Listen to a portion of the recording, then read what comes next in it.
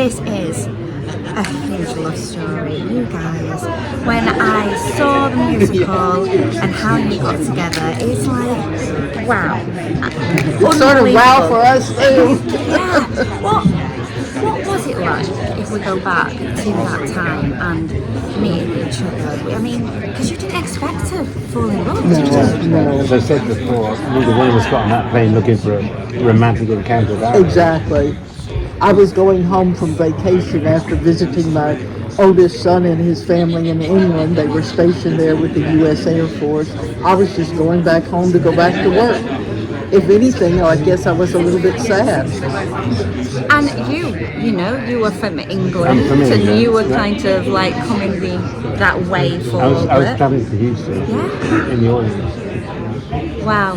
So, when you watch the musical, how does it make you feel? What was it like that first time that you saw it on stage and your life was being played out? The first time was a little apprehensive because we told our story to a wonderful couple who didn't know. I mean, and they could have done to Nick and Diane whatever they wanted to. It could have been two young teenagers or whatever. But they kept it so true.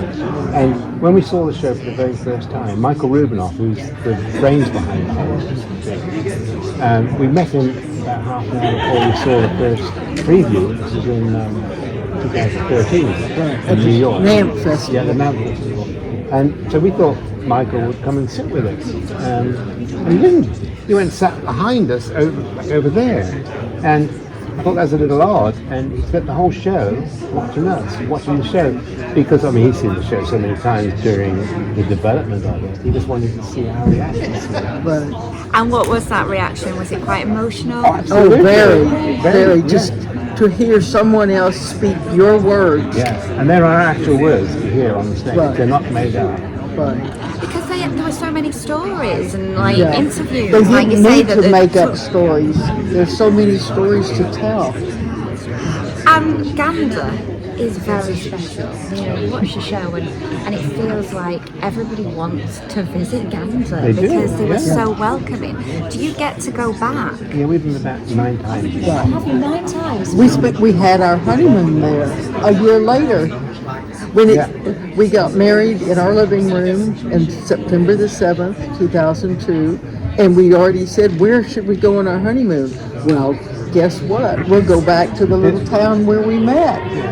And we contacted the families there, and they gave us a surprise wedding reception and took us all over the island, and we just bonded with those people. They're our family from up north now, all of them. Oh gosh, yeah. I mean, you had such a time, and you guys portray them on stage. It's kind of, you are the Nick and Diane.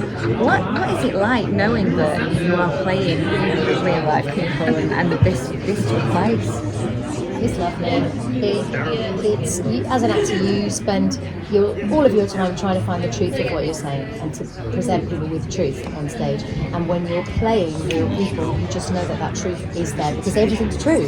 So it actually makes our job weirdly easier and weirdly harder because all of that is true, it is real. But then what you want to do is you feel a responsibility to honour it and play it genuinely.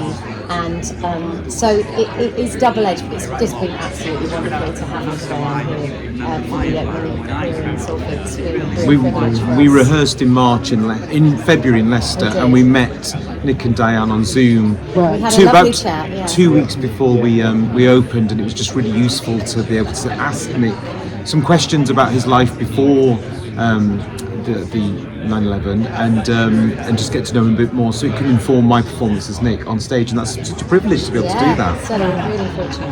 And then last night, I believe, you guys were in the house watching it. What were there extra nerves? Yes. Yeah, totally.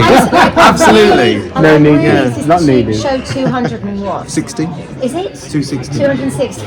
And there's lots of extra adrenaline for me last night. I was really, just before I went on stage, it was a little bit skittish. And I think, but it's great.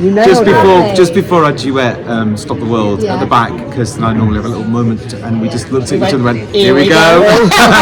They're in.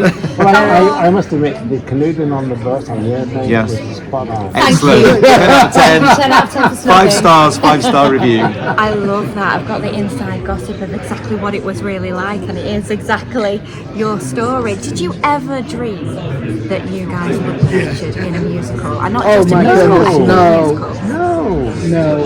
And when we gave David and Irene our story, we thought it would never get out of Sheridan College. Like, you get two young people coming up to you saying, we're going to make a musical about 9/11, actually 9/12, but, and you think, well, good luck with that one. Yeah. And we thought it would be one of the projects that we give to the difficult students in the final year at the Sheridan College, rather than being a Broadway, West End, Australia. Multi-award winning Yeah. here. I know. How could they not include your story? I think now this might have to be a film. And who would we get to play you on stage on the movie? We've already cast We've had it. this, and I want Hugh Grant. Hugh Grant. Hugh Grant. I can see that, Nick. I can see that. And who are we going Do you for? know who I Diane? think? Julianne Moore. Yes. Yes. Yes. I think Julianne Moore. She did a dreamy. great job. She's one of my favourites, and I think she'd be Yeah. great if I wasn't available. Obviously. Well, I was going to say that. No, we've got the best one, and you know, she's very available from January the 5th onwards.